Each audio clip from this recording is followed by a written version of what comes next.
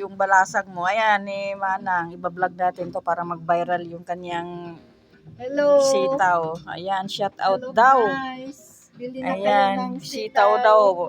Only Mura 20 lang. pesos lang daw. Oy.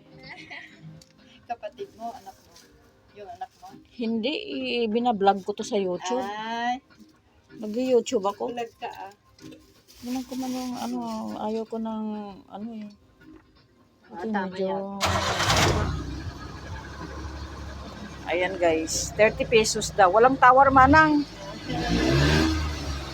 Walang tawar. Pwede naman. O magkano? Piso, sabing sana all daw piso. Ayan, ayan guys.